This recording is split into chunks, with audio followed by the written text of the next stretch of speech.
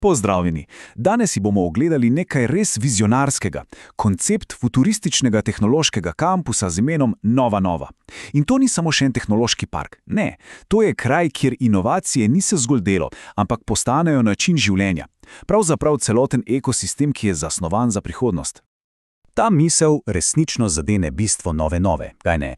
Ne gre za neke majhne, postopne izboljšave. Sploh ne. Gre za to, da se ustvari okolje za naslednji, recimo kar veliki preskok v tehnologiji. To je tisti prostor, kjer res najbolj drzne, morda celo malo nore ideje dobijo priložnost, da zaživijo. Torej, dobrodošli v Novi Novi.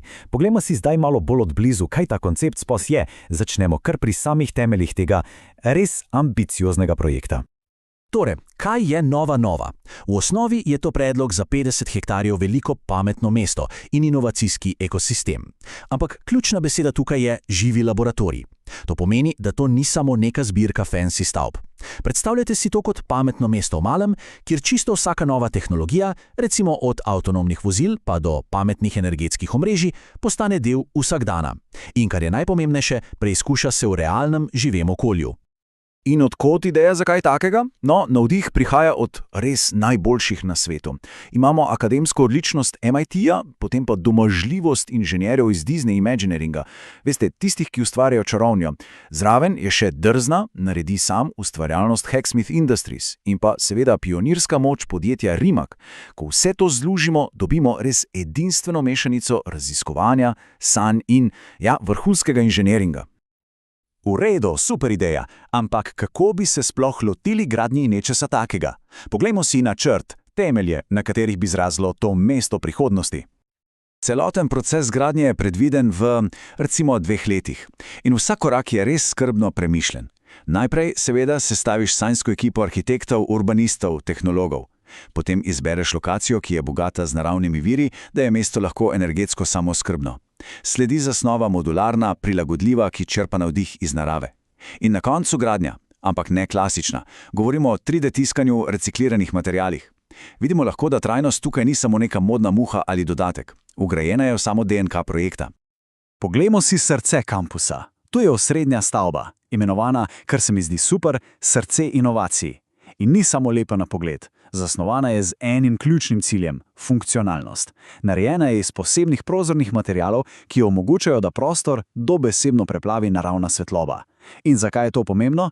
No, preprosto, ker se tako drastično zmanjša poraba energije za razsvetljavo. Pametno in lepo hkrati. Tukaj pa res vidimo, kako drugačen je ta pristop. Poglejmo primerjavo. Tradicionalna mesta, večinoma fosilna goriva. Nova Nova, sončna in hidroenergija. Gradbeni materiali, beton proti 3D tiskanim in recikliranim materialom. In upravljanje, ročni sistemi proti sistemom, ki jih v celoti optimizira umetna inteligenca. To ni samo izboljšava, to je popolnoma nov način razmišljanja o tem, kako mesto deluje. V redu, temelji so postavljeni, mesto je zgrajeno, kaj pa zdaj? Vstopimo van. Vsaj v mislih. Poglejmo, kako bi izgledal en čisto običajen dan inovacij za nekoga, ki živi in dela v Novi Novi. Torej, kako se začne dan? Pozabimo na neskončno branje mailov. Dan se začne v komunikacijski dvorani, kjer te pričaka umetna inteligenca. Ta sistem je čez noč analiziral vse podatke, ki so nastali v kampusu in deluje kot nekakšen matchmaker za ideje. Odkriva skrite povezave, nepričakovane sinergije in aktivno predlaga, katere ekipe bi morale sodelovati.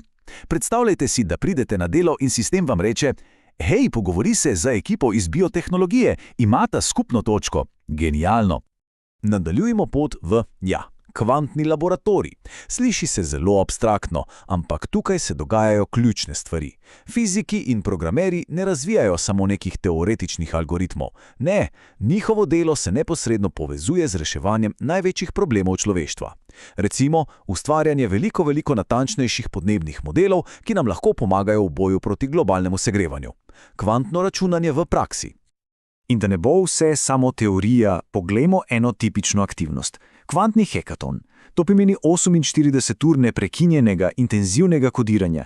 Ekipe dobesedno tekmujejo, kdo bo ustvaril naslednjo generacijo neprebojnega šifriranja podatkov. To je tisti trenutek, ko se abstraktni, teoretični koncepti v pičlih 2 dneh prelevijo v delujoče prototipe. Noro, kaj ne? Gremo naprej v biotehnološki center. Tukaj se dogaja prava revolucija. Biologi in inženirji delajo na vsem mogočem, od genske terapije pa do nečesar, kar zveni kot znanstvena fantastika.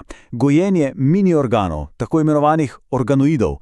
In zakaj je to tako pomembno? Ker ti miniaturni organi omogočajo testiranje novih zdravil brez poskusov na živalih. To ni samo znanstveni preboj, ampak ima tudi ogromen etični pomen. Ogled laboratorijev pa zaključimo z nečim, kar si lahko res predstavljamo. Delavnica za robotiko. Tukaj ekipe ne gradijo togih kovinskih robotov, ampak mehke robote. Navdih? Hobotnica. Njihovo gibanje je idealno za iskalne in reševalne misije, recimo za iskanje preživelih v ruševinah. To je res popoln primer, kako se narava in tehnologija združita, da bi pomagali ljudem. Ampak pozor, Nova je veliko več kot samo zbirka supernaprednih laboratorijev. Inovacije niso zaprte med 4 stene, prepletene so s celotnim družbenim življenjem, skupnostjo, in to ustvarja res edinstveno kulturo ustvarjalnosti. Predstavljajte si, da greste na kavo, ampak to ni navadna kavarna, to je idejna kavarna. In medtem ko srkate kavo, umetna inteligenca v ozadju dela kot posrednik za ideje. Analizira interese vseh prisotnih in na subtilen način predlaga: veš kaj, ti bi se moral pogovoriti s tisto osebo tam v kotu. In bum, rodi se novo, povsem nepričakovano sodelovanje. Še kava postane priložnost za inovacijo. In tukaj res vidimo, kako se svetovi prepletajo. Poglejmo to tabelo. Imamo inženirja, ki v raziskovalni coni razvija modele umetne inteligence. Potem pa gre v ustvarjalno cono in 3D natisne del za dron. Umetnik morda raziskuje bioumetnost, nato pa oblikuje VR izkušnjo in pri tem sodeluje z inženirjem. In potem je tu še otrok, ki se v enem trenutku uči o internetu stvari, v naslednjem pa sestavlja preprostega robota. Meje med disciplinami so popolnoma zabrisane. Vsi se učijo od vseh. In seveda ne smemo pozabiti na najmlajše. Inovacije so za vse generacije. Mini Maker Lab ni samo neka fancy igralnica. To je prostor, kjer se prihodnji izumitelji že od malih nog skozi igro učijo osnov znanosti in tehnologije. Sestavljajo LED lučke iz recikliranih materialov, gradijo preproste robote. Tukaj se rojeva in goji kultura radovednosti, ki bo konec koncem oblikovala našo prihodnost. V redu, vse to je super, ampak ali vse te inovacije ostanejo znotraj kampusa? Seveda ne. Poglejmo, kako je mišljeno, da bi inovacije iz Nove dejansko vplivale na ves svet. Ideje seveda ne ostanejo zaprte za zidovi. Obstaja mehanizem, da pridejo v svet. To je inkubator z zelo simpatičnim imenom. Vrtiček zagonskih podjetij. Skupaj s partnerstvi z globalnimi univerzami in podjetji poskrbi, da se najboljši prototipi iz kampusa preobrazijo v rešitve za resnični svet. Torej iz laboratorija na trg. In vpliv ni samo tehnološki, je tudi zelo konkreten, ekonomski. Govorimo o 1000 novih, visoko kvalificiranih delovnih mestih. To bi seveda pomenilo ogromno spodbudo za lokalno in regionalno gospodarstvo. Takšen projekt postane magnet za talente z vsega sveta. In s to mislijo se naš ogled počasi zaključuje. Nova očitno ni samo načrt za nek tehnološki kampus, je veliko več. Je vprašanje, ki je zastavljeno vsem nam. Ker prihodnost res ni nekaj, na kar samo pasivno čakamo, je nekaj, kar aktivno gradimo vsak dan. Edino vprašanje, ki ostaja, je, kaj bomo zgradili skupaj.